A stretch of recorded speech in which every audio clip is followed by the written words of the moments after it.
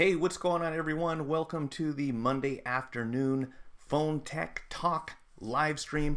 I'm glad you guys are all here. Hope you had an awesome weekend. We got some interesting things to talk about. At the top of the list right now is the new LG flagship that we are expecting to see in June of this year.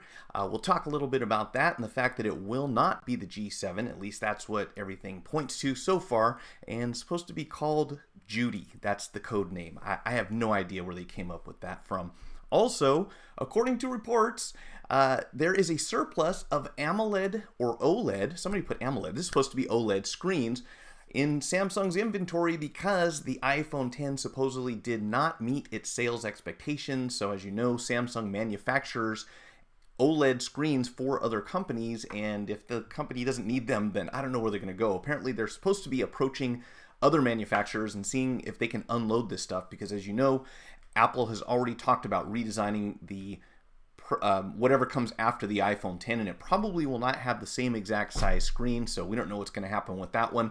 This week, I'm very excited. We have Shannon from Hack5, Shannon Morse from Hack5 will be joining us this Thursday evening, so if you can make it there, this is going to be a very fun hangout where we talk about all sorts of stuff, tech beyond phones, and let's jump right into this and get it started.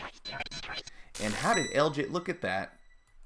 I did it again. You know, I spend so much time trying to get that just right, and then my LG popped up right in front of the screen. Hey, I want to give a shout out to everyone who already got on before we even started.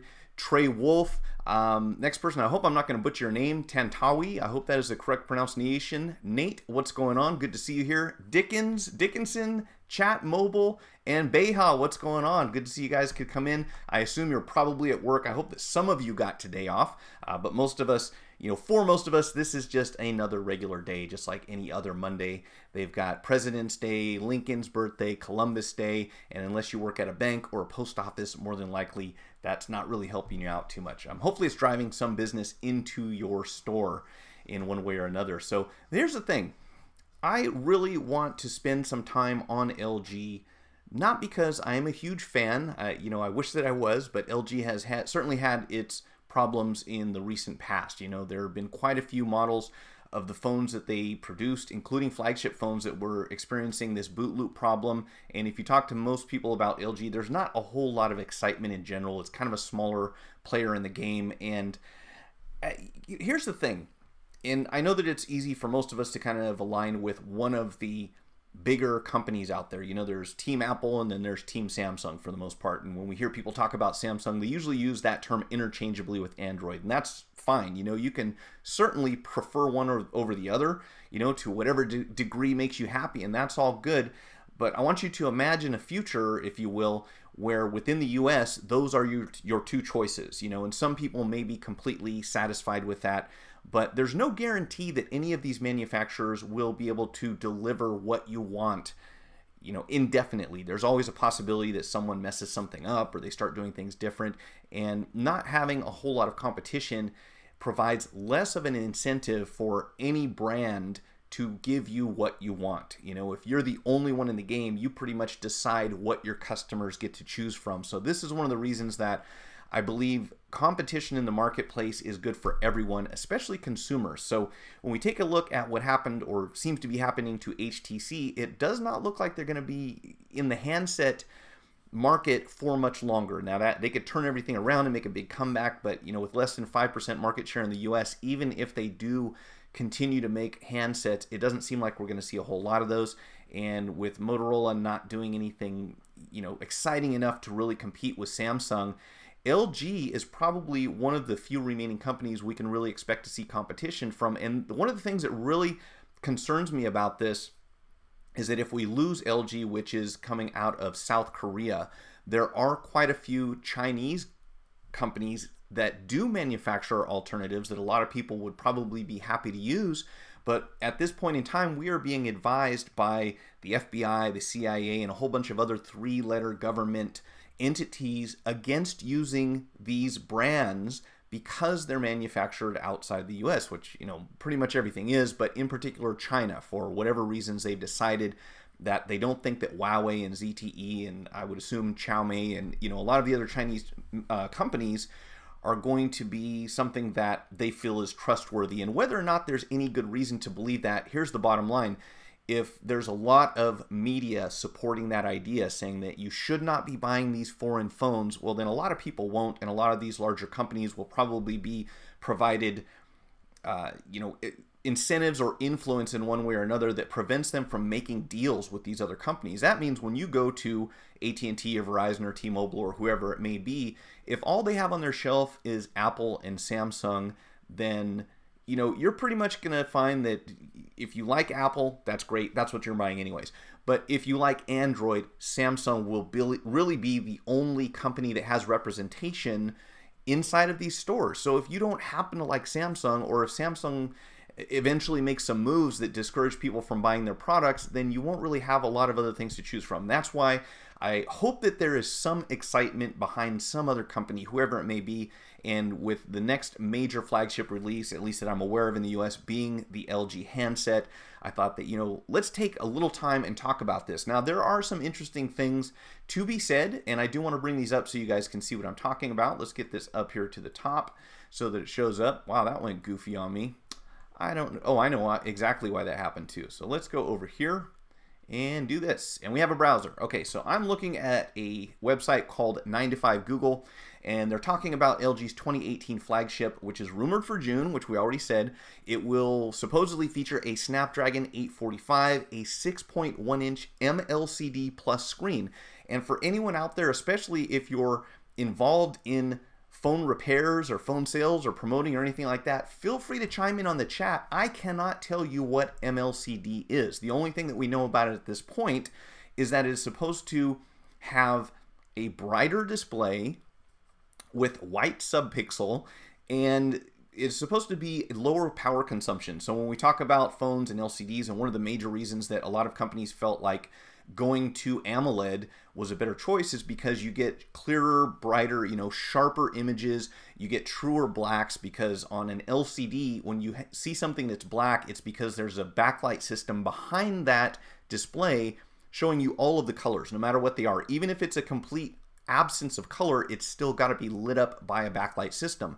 And one of the big advantages, at least a while back, for AMOLED was that black is simply all of the LEDs inside of that screen turned off. So that's what black is. So you get a truer black and a better contrast when it's up against different colors. Now with LCDs, they were behind in technology for a while, but Apple really did a good job, and chose not to adopt OLED early, and instead kept with the LCD technology, and with the Retina display, really did an amazing job at making those things look good. So it wasn't so much a matter of quality in the image, it was more so based on advantages for power consumption and other things. And like I said earlier, I really don't know, other than what I just told you about MLCD, what exactly it is that means. I wish I had more information for you. I've looked everywhere I can. I've talked to other people, and no one really has a detailed answer as to what MLCD is. And at this point, I'm not even sure what the M stands for, but hopefully within the next week or so, we'll learn a little bit more about that. And it really seems to be what LG is kind of putting forward as, here's the big deal about this phone. It's going to feature MLCD+. So lower power consumption, always a good thing. We know that batteries are, probably one of the main things that people look at or complain about, when they have a phone, is that, my battery won't make it through half the day. I have to put it on the charger again. So, 35% lower power consumption will certainly be a benefit, and we expect to see better and better technology, of course, as we move into the future. Now, the other thing about this is that, as you probably heard at or before CES, that LG has decided to drop the G from their flagship line. So we had a G2, we actually had a G1, G2, G3, all the way up to G6, and everyone expected there to be a G7, but that is not going to be the case if all of our sources are to be believed.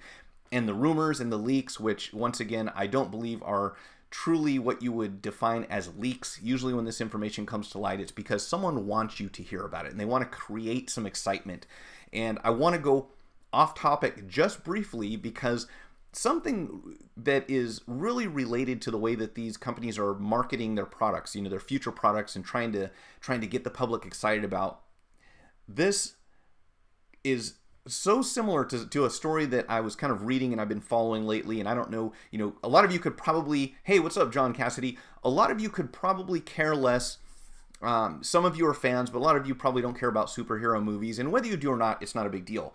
I thought it was very interesting that there is such a bunch of drama basically surrounding this new superhero movie. If you haven't heard about it, then you probably haven't turned on the TV or the radio or the internet or YouTube recently. But there's a movie called Black Panther, and there's all sorts of controversy as to over the cast and people judging the movie and so forth.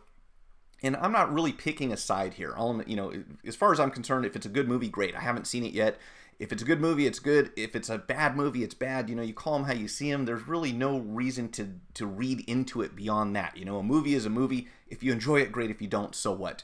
But people are trying to make it sound like if you do like this movie or you don't like this movie, you have ulterior motives and reasons, and you shouldn't be putting out positive and negative reviews. But here's the bottom line.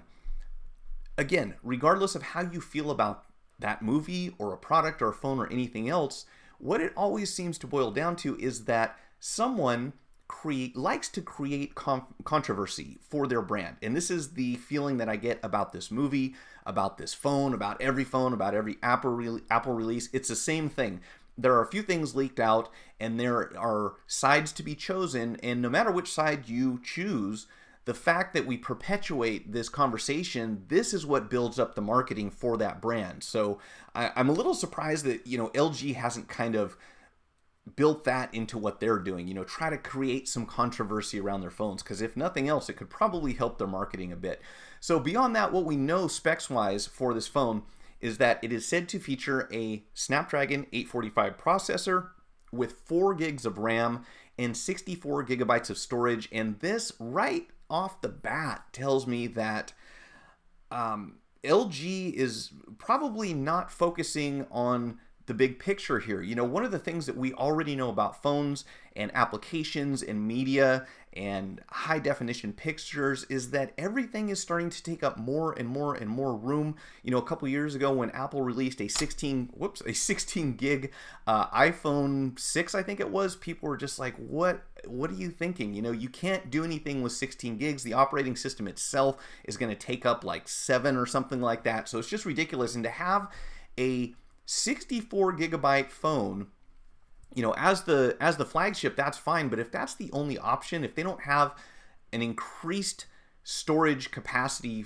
as an option, a 128 or 256 or whatever it is, there's going to be a problem, I think. That's going to easily be something that could count as a negative against LG right off the bat. And it seems a bit naive to, if that's the plan, because when it comes to the memory, I know that costs money, and all this adds up to the bottom price tag on the phone, and more than likely they're trying to stay competitive because they're, they want to go up against something like Samsung. But if that's all there is available as a 64 gig phone, I think that's going to be a big problem for LG. I hope that's not what it's going to end up being. So beyond that, we've got a 16 megapixel dual camera on the back. So that seems to be where everyone is going. And again, kind of reiterating my point earlier, and that is, if we get down to just Apple and Samsung, I think that all we're going to see is an iPhone and then Samsung copying the design of that iPhone, or both phones kind of copying each other. And that's what I'm not looking forward to. So this thing is going to have a f/1.6 lens, or f/1.6 lenses. I'm probably not even saying that right. I'm absolutely not a photographer. I believe that has to do with the aperture on the camera itself. The phone will feature boombox stereo speakers. So if you weren't annoyed enough already by people playing their phone too loud, or if you weren't annoying enough people with your loud phone, now you'll have an opportunity to do that to a greater extent with some boombox speakers that are supposed to be built into this phone. We'll see how that goes over and how that works exactly. I don't think there's any information as far as where the speakers will be located, if they're going to be front-facing, rear-facing, or what. So we'll have to wait on that one. They are, however, talking about IP68 dust and waterproofing. And again, this is something that all of the manufacturers seem to be going towards, is waterproofing phones, which we know is a big trade-off when it comes to servicing phones, especially if your phone battery starts to degrade over time. And I'll tell you, I can't count the number of people who have iPhone 7s that I've talked to recently that bought their phone when it launched, and the batteries are crap by now. They're complete garbage. So it is time to change out your iPhone 7 battery, and that is aside from the whole throttling issue. Nothing to do with that. That set aside, if you plan to have your phone for a year, no problem. But if you're going to go beyond that, you are almost definitely going to want to at least have the ability to change out your battery. Now, I know that if you have an iPhone, you do have the option of going to Apple. You certainly have many third-party alternatives to choose from. At this point in time, you can go into just about any mall, strip mall. You can get on Google and you can find a phone repair shop near you who will swap out your battery. It'll be done in 20 minutes. You don't have to wait in line or make an appointment. And in many cases, that is the best alternative for the customer. The downside, of course, and the question that we always hear is, if I change my battery, will my phone still be waterproof? And we usually have to go through this little script to explain to customers that, well, technically your phone was never waterproof. That is a term that gets used interchangeably with water resistant, which is more accurate. So your phone is water resistant to a certain extent, and that's why we have the IP ratings from the factory. Now, once you change out that battery, the screen, once you crack your screen, once your charging port has to be replaced, your camera lens gets cracked. There are so many different things, and I would suspect, I'd love to see long term, but I have a suspicion that not unlike the tires on your car, that thin piece of adhesive that's underneath your screen that acts as a water-resistant safeguard, over time, being exposed to warm and cold temperatures back and forth, that adhesive has got to degrade to a certain extent. It's got to dry up. It's got to crack. A number of different things have to happen. So I would assume that after a year, maybe sooner, that you're not going to have the same water resistance that you had when you bought the phone. That's the first thing that comes to mind for me. But we usually let customers know, we're going to do everything we can to get your phone back as close as we can to factory specifications, and that should include replacing that water-resistant adhesive that goes on the front of the screen. If that's not being done, then obviously you're losing quite a bit of that, and having things like moisture and dust leak inside of your phone can lead to all sorts of problems. So for the 50 cents or so that it costs to invest in this replacement adhesive and the little extra time that it takes to remove it and reapply a new piece, at least as far as customers are concerned, I think that's something that we're obligated to give to them by default. At least that's my opinion. Dickinson, I love learning from this channel. Awesome. And that is one of the most satisfying things to me about YouTube. It's certainly not the compensation that they give me, but to know that other people are learning and hopefully acquiring some skills and being able to do their work better. If I can help you do that, then I'm happy. That's always good to hear. I really appreciate that. Now, back to this Judy. I'm not sure. First thing I thought of was like Judge Judy or Judy Jetson. I assume that there's something inside the company that we don't know about, and a reason why they're choosing Judy as the code name. I can't think of what that reason is, but we can only guess at this point.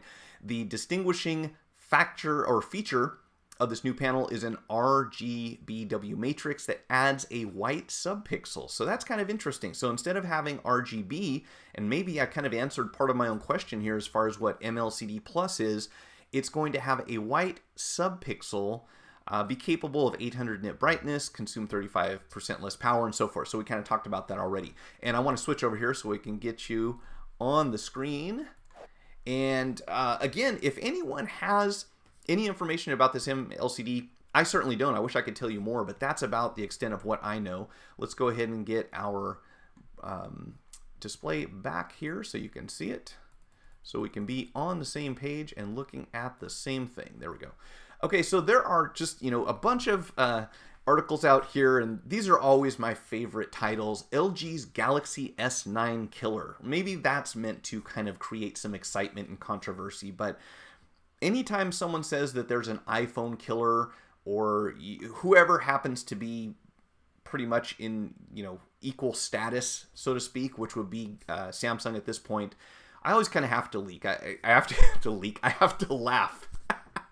That came out completely wrong. So I have to laugh because, that's quite a statement to make, that you are going to kill, basically beat out this other company in sales when they have a long tradition of being on top. And I wouldn't I wouldn't expect that to come from LG. I mean, never know. There could be something else exciting about this phone that we haven't been told yet, and maybe it will be the S9 killer. That's really a crazy claim to make at this point, right? Because we haven't even seen the S9 yet. So who knows?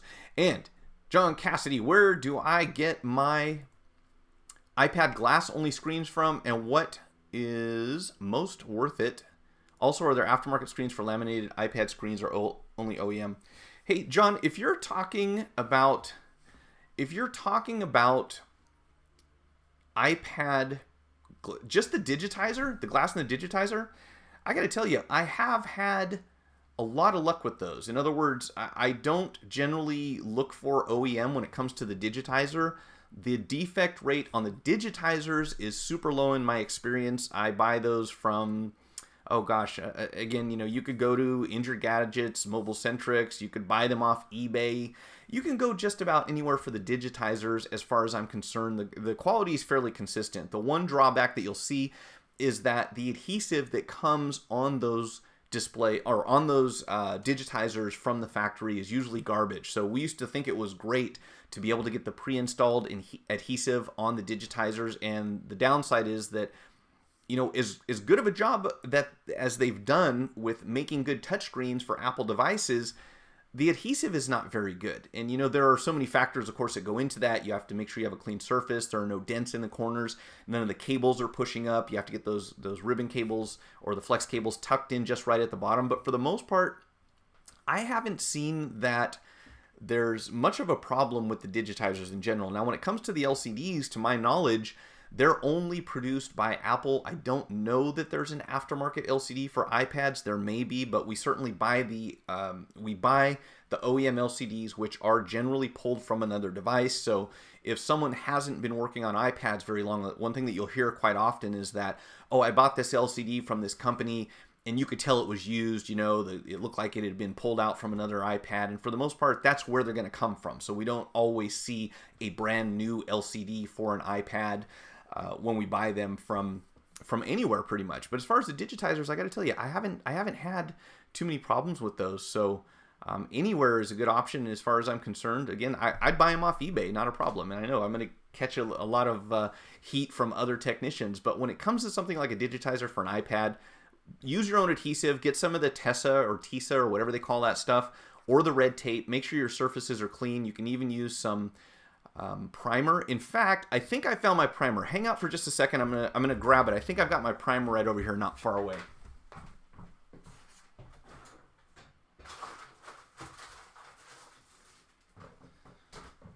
I had mentioned this a week or two back, and I sincerely meant to dig this up and show you guys. So if you're interested, now it may in fact be more trouble than it's worth, but I want to show you what these are.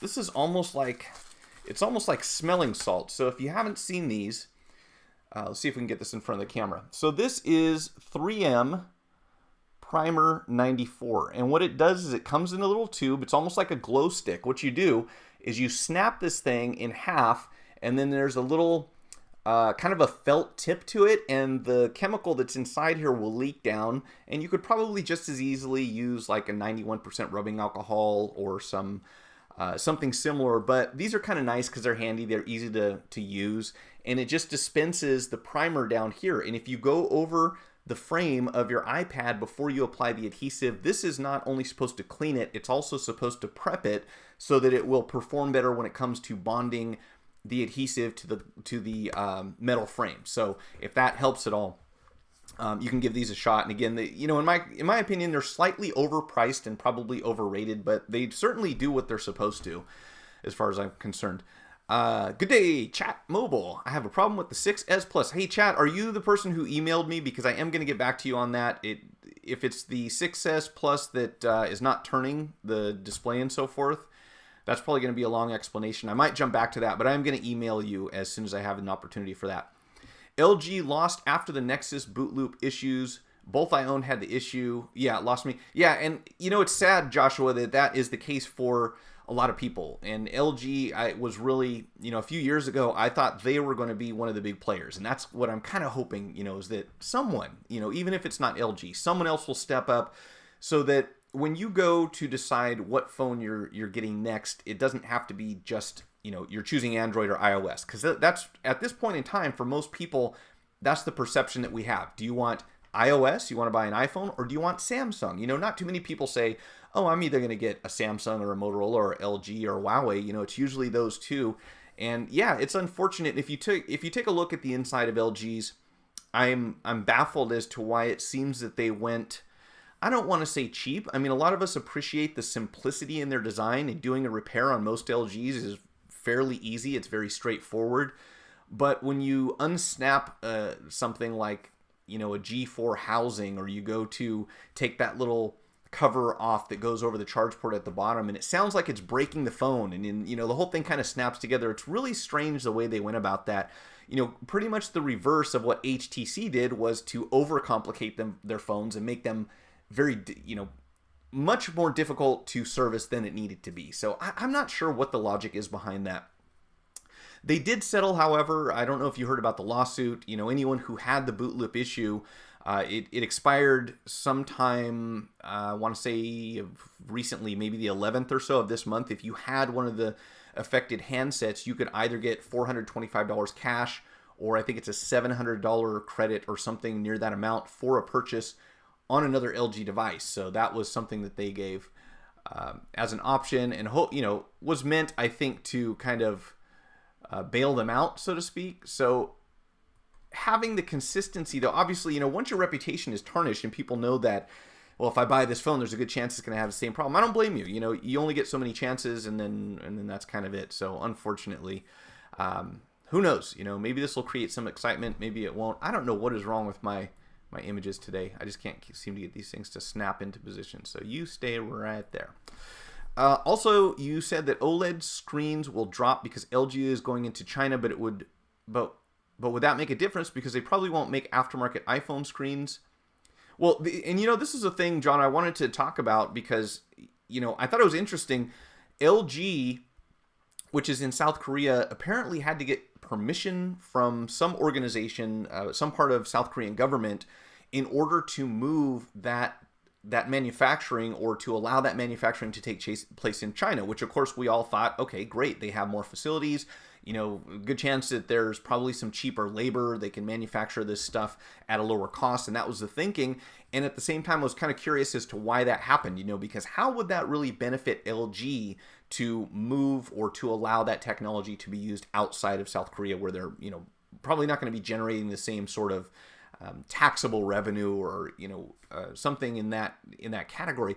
And I think the answer might be that maybe at some point in time, LG kind of felt that moving towards this MCLD plus technology was going to be their next big moneymaker, and maybe they thought, hey, while everyone views OLED as being the best possible display technology available, maybe I'm sure there was some kind of financial gain for them to move that into China. So maybe they said, let's make this money now, and then let's start focusing on this other type of LCD that we're going to be manufacturing, and that's going to be the next big thing. I really don't know, but yeah, that was my thinking, is that being able to manufacture OLED in China would drop the prices, which is what we're all hoping for, right? Because we all know that if you're dealing with an OLED device, it really doesn't matter if it's a year or 2 year or 3 years old, until it gets to like 5 or 6 years behind, we don't see a significant drop in the price, which makes it difficult for us to fix the phone. And it makes it difficult to explain to a customer that, the cost is what it is, because we have to spend so much money on those displays. So I think that we will see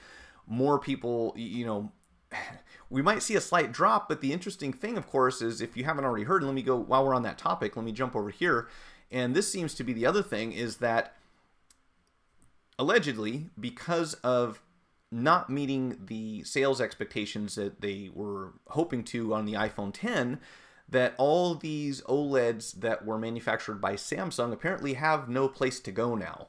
So this is another weird thing, and I was having a discussion earlier with Real World Review about this, because there are some rumors floating around about Apple going back to LCD, some other sort of LCD, instead of using OLED on the next flagship, which will be, whatever they're going to call it, the iPhone XS or the iPhone 10 Plus, or, some other model.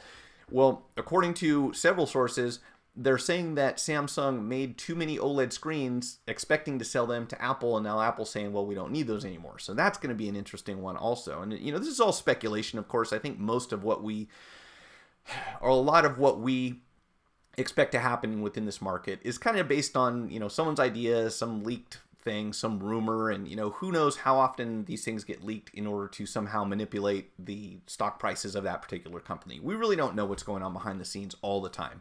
But what we do know is the track record. And as far as the primers, John is asking about the primers. Let me pull that. Here's the thing. I can pull this up right on the screen. So I did get these on eBay, and I don't remember off the top of my head how much they were, but we can find out. So primer 94, I think it's called like a primer 94 pen or something like that. And here you get looks like three of them for like $6. So yeah, relatively speaking, that is kind of expensive if you're going to be spending, basically $2 a piece on them. That's kind of a significant cost, I'd say. And they're certainly not, this thing's driving me nuts today. They're certainly not required, but relatively speaking, yeah, I'd say that's kind of expensive. Because if you have to add an extra $2 to every single repair like that you do, yeah, it costs a bit much. Good email. Yeah, chat, I got your email, I'm pretty sure, earlier today. And I hope that I can give you an answer, because what you were asking about, and this wouldn't be a bad topic to introduce here. Do you mind if I just post that? Oh, shoot, I don't have it here. So, Chat Mobile has a 6S that it's not orientating the screen right, if I remember correctly, taking a long time to boot up, and I think there was one other thing there, right? So in other words, when you're going from portrait to landscape, it's not flipping, or vice versa. That's the impression that I got. And the reason I haven't responded right away is because I was hoping to get a little more information about that. It really kind of and your GPS, I think, was the other issue, right? So my question was, can you tell me a little bit about the history of that phone? Did you buy it brand new? Has it ever been repaired before? And if so, why was it repaired? Because this is really the best place to start when it comes to issues like that, beyond software. And my question, also would be, have you already tried to restore the phone? Sometimes if you do a reset, obviously back up anything that's important so you don't lose it. But sometimes if you just reset the phone from the settings, that will alleviate those problems. Not always, obviously, especially when you have multiple issues like that. If you've got GPS issues and the orientation of the phone, to me that sounds like there could be some kind of hardware problem, but I would only suspect that if the phone's been damaged or if it's been worked on before. Beyond that, you could try restoring it, and it could be a software issue that's causing that for you. Unfortunately, it's not a real short answer. That's why, us having a conversation about it probably isn't going to go too far unless I have a lot more information to kind of go by. But if anyone has experienced those similar symptoms, by all means, don't hesitate to say so, because I don't really have a good answer for that one right now. There's so many different things that can go wrong on these. Playlist, what's going on? Good to see you as well. So beyond that, I think that was most of what I was going to bring up with LG, but we've got so many different people who are talking about it here. Let's go and take a look at 9 to 5 Google, and I think that's where we were before. So let's take a look at BGR. I have all these wonderful sources that have way more information, which again is still not too much for me. Oh, 18.9, I did forget to mention that. This is supposed to be a 6.1 18.9 full vision display. I assume full vision means that they're going towards, kind of filling up the entire screen with display area instead of having big stripes at the top and bottom. But again, I don't know that. We haven't seen these quite yet. 800 nit brightness, we talked about that. We talked about internal storage, dual rear megapixels, and I think that's about it. There's not, and then the IP68. So that's about as much as we know about LG. If this phone has a boot loop issue, that could be a nail in the coffin for them. And I hope that's not what happens, but you never know. I mean, given the history, this was a hardware design problem, as far as everyone knows. Was it the NAND, I believe there was, or the CPU on the LG series, where they would develop basically a cold solder, I guess, or something would crack and they wouldn't be connected. And we had people saying that they would reflow the chip and get it to turn on, and then the phone would pretty much die completely after that. So obviously never a real good option for data recovery, just to heat up your phone. And in fact, I tell most people, if your only alternative is throwing it in the trash, then okay, you can try the reflow trick. But you know, for the most part, that's usually not successful, and when it is, it's usually temporary, and you really don't want to put like your video card in your oven if you're going to be cooking food in the oven also. You know, it's just seems like bad advice. Let's see. Not flipping bad gyro IC. Yeah, maybe. You can also use assistive touch to make the phone rotate. Have you tried iFixit remover? Adhesive remover for removing iPad batteries, but I don't think you can reuse the battery. Yeah, no, I haven't. I think we talked about this briefly before, right, John? That they had, that was the question, was it going to damage the battery? And I've been, up until this point, just using the iFlex tool and rubbing alcohol. And yes, it's tedious, and I would absolutely be open to a better alternative. So maybe I'll hit up iFixit and see if they want to send me some battery remover, and we can do a test right here. That would be fun, right? We can get it on camera. And that is my plan in the very near future, everyone. I've got such a limited amount of space in here that I really want to be able to do repairs right here so you can watch. And at this point in time, I'm kind of limited to just a secondary camera, which is sitting on the desk right in front of the camera, right in front of the screen here. So it makes it a bit awkward, but that is coming. Also, whoever it was, I'm not sure if it was John or someone else had asked me about doing a screen replacement on an iPhone 8 Plus, and my plan is to do that live also. And I am only waiting for the adhesive to come in, because this one actually has a chip down on the bottom, so I've got a good excuse to replace this screen. But when I do, I certainly want it to be as close to water resistant as possible, and not appear as if it's been taken apart already, you know, just in case. I do want to show you this, so let's jump over here to another browser, and I want to show you guys just a quick preview, because I, have been digging through many YouTube channels trying to find entertaining guests to come on to the chat on Thursday evenings, and it's very interesting because there are a certain number of channels that are dedicated to phones and repairs, and at the same time there are a lot of people who, for whatever reasons, don't feel like being live on, anywhere is that really their thing. They prefer to have everything rehearsed and scripted and do it that way, and I totally understand that. There are many advantages, obviously, to doing things and having total control over the content. So when we do something like a hangout, I will generally just brief people for about 15 minutes before we start, and from there on, I tell them we never know what comments to expect. So they're here to answer your questions, to have conversations about what they do, their channel, and so forth. And if you haven't already seen them, I do want to show you. This is okay. Why is my there it is. Okay, so Hack5 is another YouTube channel that is obviously put together by a band of IT ninjas, security professionals, and hardcore. Oh, we're gonna have to go to the channel to see the rest of that. And please don't autoplay on me. It's gonna autoplay on me. Good thing I have my volume turned off for once. So this is the Hack5 channel, and why can't I see the entire thing here? Let's get over here to their about, because I wanted to read you. I love their description here. Put together by a band of IT ninjas, security professionals, and hardcore gamers, Hack5 isn't your typical tech show. We are on hacking in the old school sense, and they've got some very interesting, intriguing, fun content to watch. I also saw Shannon do an entire video about net neutrality, which you all know I'm very big on, and I think anyone who uses or enjoys having access to YouTube and any other streaming content, or pretty much anything on the internet, should be excited about and should feel very passionately about. So she will be joining us. Let's see if we can get to some of their videos. They have videos about all sorts of stuff. Reconstructing data from video QR, steal files with QR codes. I don't know what that's about. Cryptocurrency. I mean, there's all sorts of interesting stuff on here. I think this is going to be probably something that no one's going to want to miss. If you're a fan of the Tech Hangout chat that we do on Thursday evening, it's always a lot of fun and a little more relaxed because it's after hours and everyone's off work, well, in some parts of the world anyway. So I want to invite everyone to join me.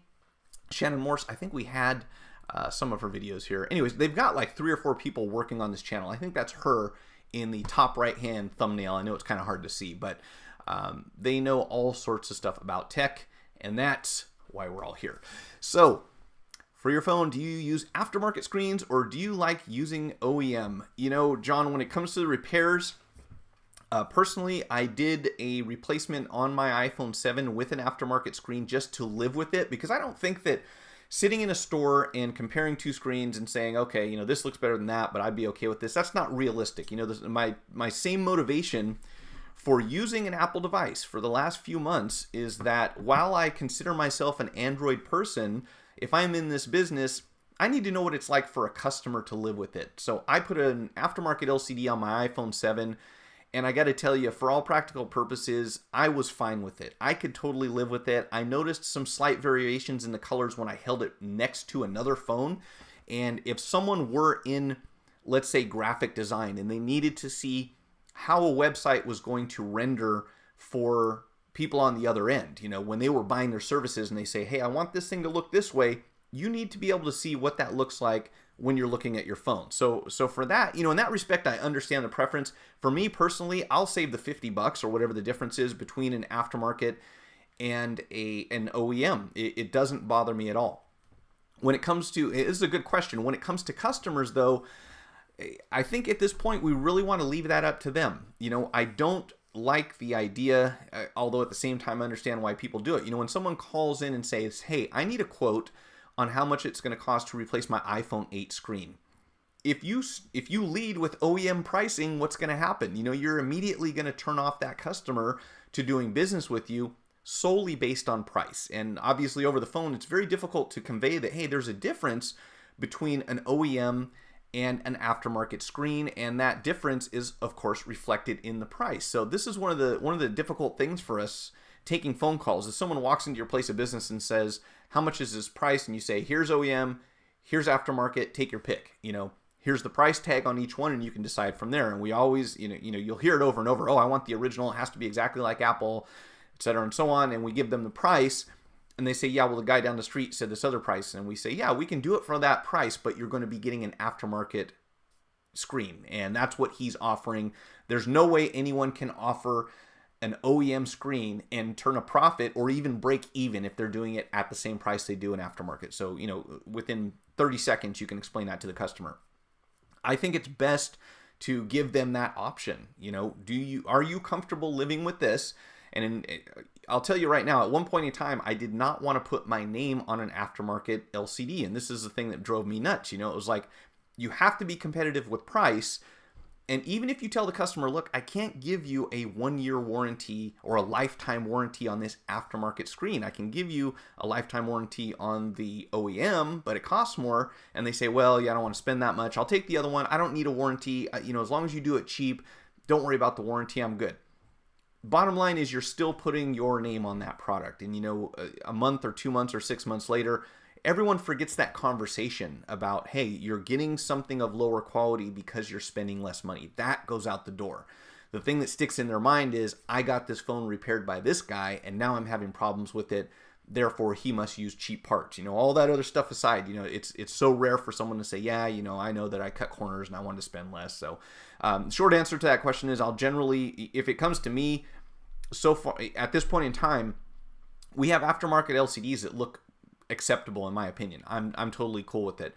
When it comes to a customer, it's going to be different, and I like to have both of those options because, again, we run into so many companies who really, I'm assuming are they have to be advertising their aftermarket price. So it's not really a bait and switch, but it's definitely, let me bait you in with this really low price. And then when you get to the store, they're going to try to upsell you into something that they know is more reliable, or they're not going to offer you much in the way of a warranty. So, it's a tough one. Again, the biggest challenge being your ability to capture that customer's business in that during that short telephone conversation that you're going to have, when most people tend to view phone repairs as a commodity. Everything's the same, right? No matter where you go. If you go here, you go there, you get the same quality of work. And that's a difficult one to sell against because we're not Apple. We don't have a big brand name on the front of our door that says we make this device ourselves. These are parts that we're getting, in many cases, from the same supplier that Apple or Samsung or anyone else gets their components from. But we can't really hang that sign up on the front of our door saying that this is the company that represents this particular part. So that's always a tough one. Playlist, where are we? Did you notice? Do you know? Yeah. And going back to Joshua, yeah, Hack 5.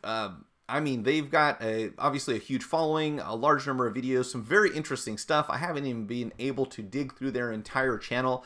I'm really glad that I found them. Honestly, I don't get to spend as much time viewing YouTube as I would like to because I'm spending more time creating, and there's some really interesting content there. So by all means, if you have questions for Hack 5 this Thursday, 6 p.m. Pacific Standard Time, I hope to see you here. This is going to be a lot of fun.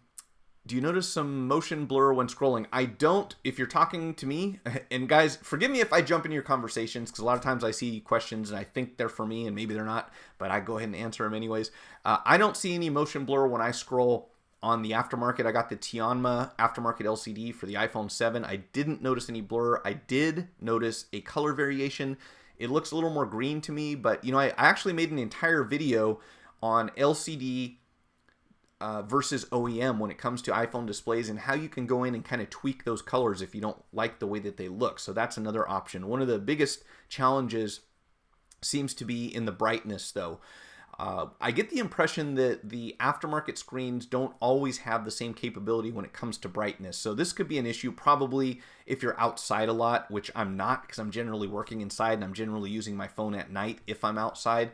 So for me, that's not really a factor. But if you had if you or your customer was going to be using your iPhone outside during a bright day, I think that would be probably the main situation where using an aftermarket instead of an OEM could be a problem, because you're not going to get as much of the brightness all the time. Now, surprisingly, on this LCD that I have on my iPhone 7, we set it next to an OEM, took it outside, and it had the same output capacity, which really blew my mind. And the tech that I was standing next to, he's like, I can't believe this is aftermarket, but it definitely was. So it looks like maybe that's hit and miss, or it depends on where you buy them from. But I certainly didn't notice anything in the way of blurring. Why don't you have a screen grade in between aftermarket and OEM?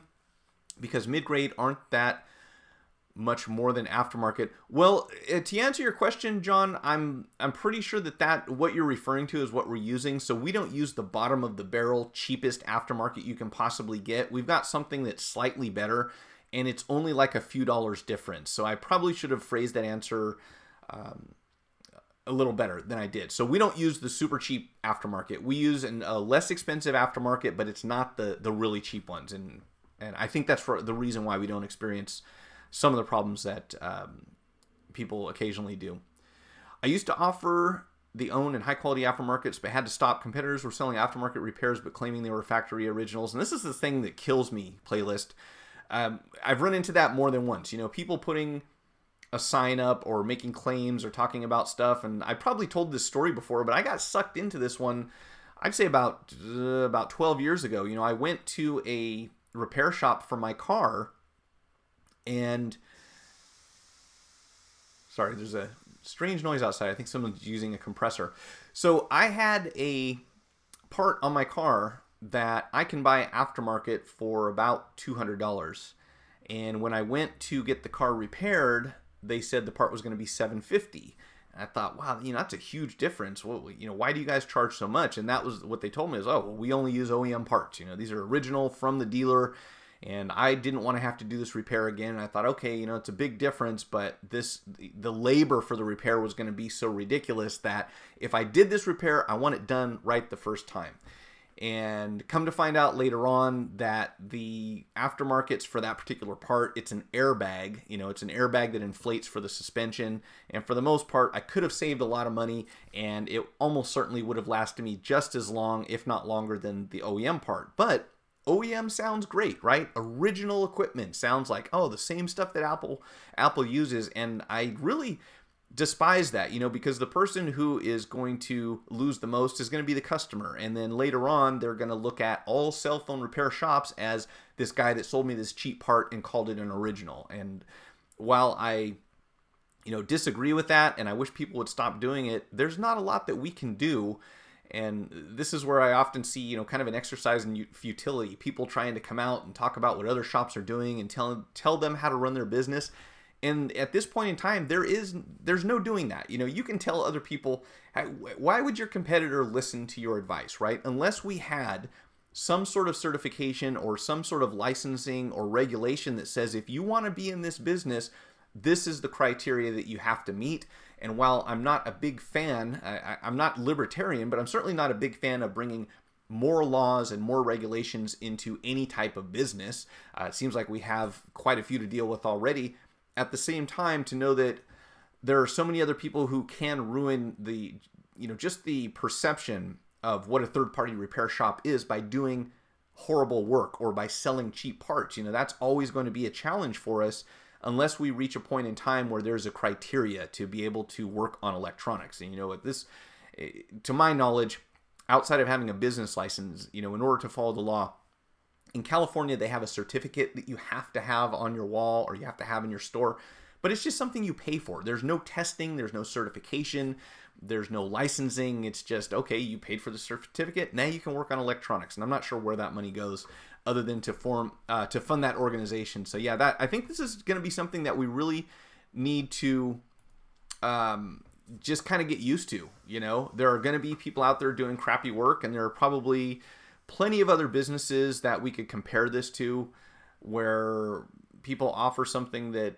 their customers aren't that impressed with, and say that they're doing something that they really aren't. And probably the worst example would be the automobile industry, because we have those sorts of regulations and we have all sorts of control over people doing the work that they're supposed to and not being able to call something it's not. But when it comes to phone repair, yeah, maybe there is some legal ramification that I don't know of or that nobody's really following up on, but there certainly should be. But it's such a relatively new industry that we could use something like that.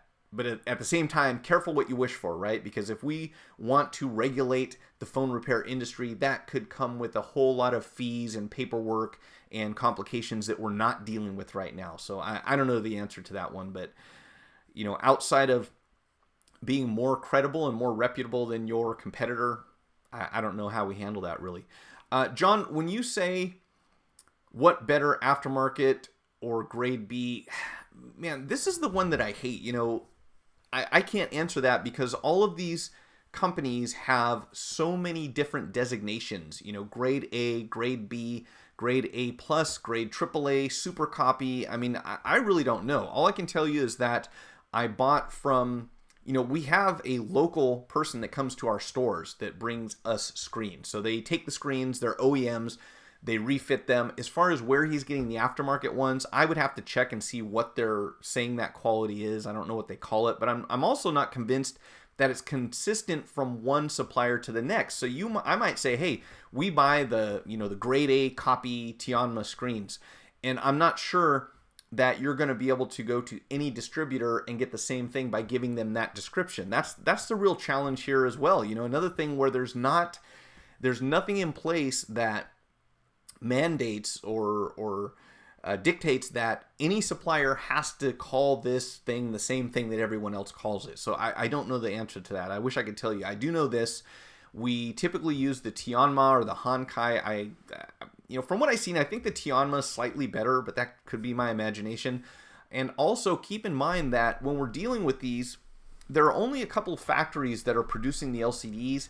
However, we have several different facilities that we call parts assemblers who will buy an LCD from the same supplier, and then they install the digitizer, the polarizer, and the glass themselves. So there's always going to be some variation on that part that gets attached to the LCD, and we really don't know from one to the next, where the consistency is. People can call that stuff anything they want to. So I know that doesn't help you, but this is one of the challenges, and I think the bottom line is you find someone who gives you consistent quality and you're happy with what they're selling you, and then you hope that they continue to do the same thing, because we have that whole quality fade issue that happens over time.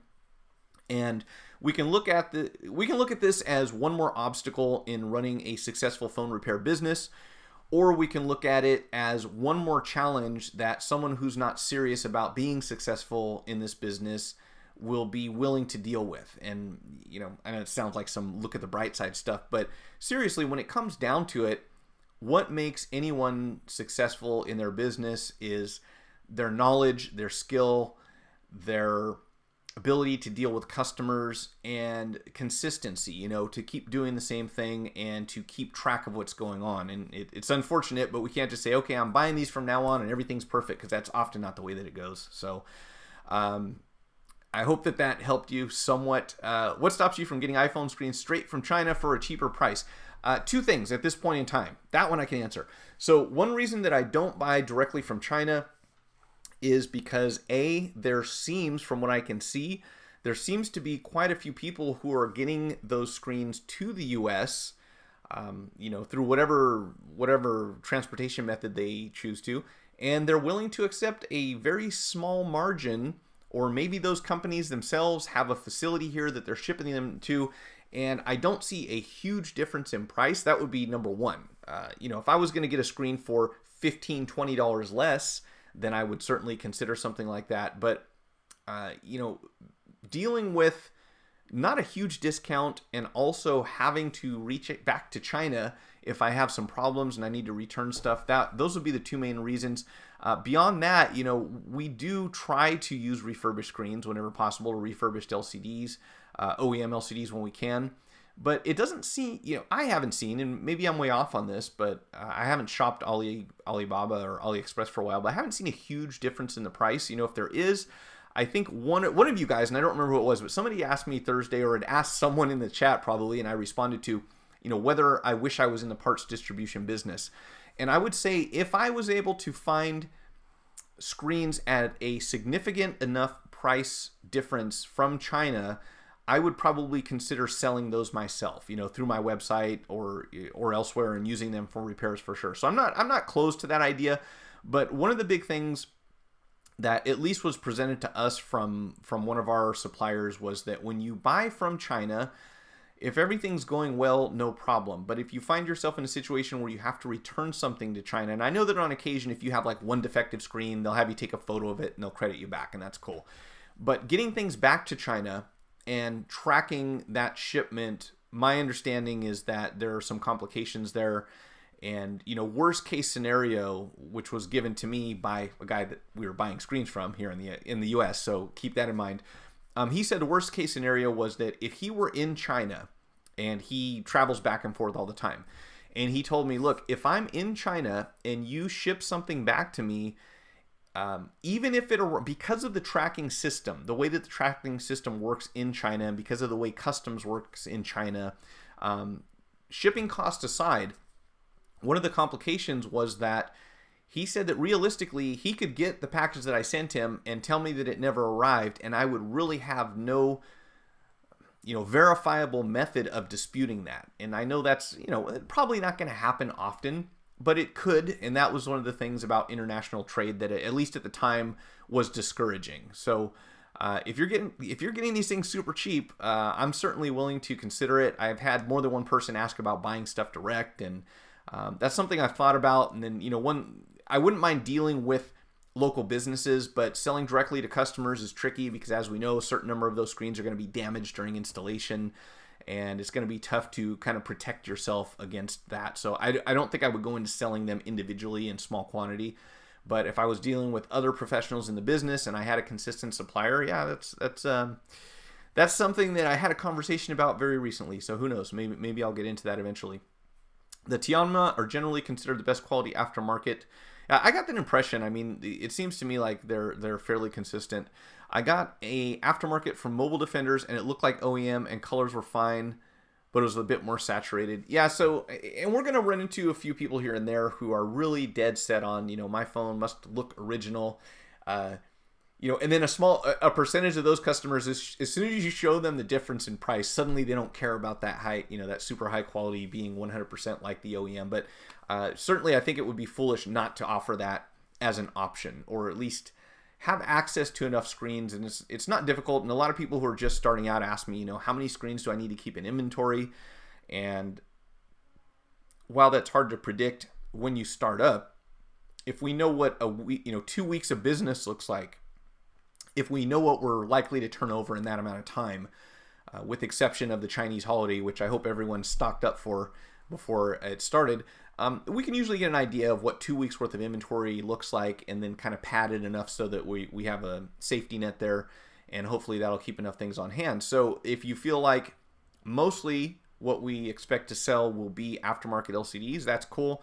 I would still recommend everyone have at least one of each color of each popular model of OEM on hand for when that customer says, hey, if you don't have the original, I can't do business with you. Not because you're, this arm is killing me over here, not because you're going to lose that one sale, but because you're going to lose that confidence from the customer, you know, if you don't have that as an option and someone does. So that was my plan. I think there might have been one other thing that I wanted to show you that I thought was interesting. I want to get everyone's take on this, just kind of weird, that popped up in my feed this morning. And that is Samsung patenting a flying display that's controlled by your eyes. I have no idea if, you know, when you see these, you wonder if people don't just file for a lot of patents because just in case this ever becomes a thing, we can say that we own the patent, you have to pay us. So I don't expect this sci-fi to happen just yet, but this is pretty crazy. Take a look at this. This is a display supposedly that works sort of like a drone. So it is a flying display that can actually tilt. So it wouldn't make much sense to have a display that just sat horizontal, right? Because what are you going to do, stare up at the ceiling? So apparently, according to this patent filing, this thing is supposed to have the ability to tilt, take cues from hand motions and from your head or from your eyes. I'm sorry, from your eyes. So supposedly this thing can tell where you're looking. You can provide gestures to control it. It's going to swivel some way so that these little propellers, and there may be more than 4, can navigate this thing, and it can move around, and it's supposed to be able to also navigate around objects so it doesn't run into anything. And the crazy part, of course, is at the end of the article, the writer talks about, you know, probably one of the most likely uses for this thing would be to follow people around, feeding them advertisements all the time. So if you can imagine that, you know, you're walking down a street and this flying display is going to just kind of keep pace with you and float in front of you. Or, you know, I can't even imagine what you would use this for, or again, if this is going to be a real thing. But it is supposed to include a gyroscopic sensor, a motion sensor, vibration system, and or accelerometer, voice recognition. I mean, you name it. It's supposed to have all this crazy stuff. The patent supposedly was filed in January of 2016 and granted February 13th, which would probably explain why I just saw it. Oh, since the 19th. I don't know why this took so long to show up. But I can't imagine what this thing is supposed to do, why you would want it, you know, other than maybe just kind of preventing someone else from thinking of the idea first. But can you imagine a floating display that follows you around? It just froze my cursor here. Follows you around, and yeah, I love this last line here. I could see the Samsung drones being used for something like advertising. Imagine walking around the street and having all these drones that can detect your face following you, displaying targeted ads. Not just scary, but annoying, like we don't have enough advertising already. Let's see. I think that was just about it. I'm about to wrap up. Hey, I made it just at an hour. I'm trying not to stretch these things out too long. I really wasn't even sure we were going to go to that extent today, but I will. Let's put LG back on the board here just for the heck of it. Everyone, thanks again for joining. I really appreciate it. I will leave the chat open for about the next few minutes or so. I can't leave it too long or else it leaves a big gap at the end of my video, and YouTube wants me to put cards and all kinds of weird stuff on there. It's supposed to help in one way or another. Don't forget, this Thursday, 6 p.m. Pacific Standard Time, I want to invite you. I hope you all can make it. This is going to be good times. Shannon Morse from Hack5. We may even have an additional guest, and we've got a few other guests lined up coming in the near future. It's going to be a blast. I really enjoy the Thursday evenings, and we certainly need you to be in the chat so you can ask, you know, questions and give us ideas to talk about. So I look forward to that. I hope that you all can make it. And other than that, I suppose a lot of us have to go back to work tomorrow. So that's probably about it. Why is this thing playing here? Okay, so until then, I will see you next time, and enjoy the rest of whatever it is you're going to be doing with your day. And I'll see you.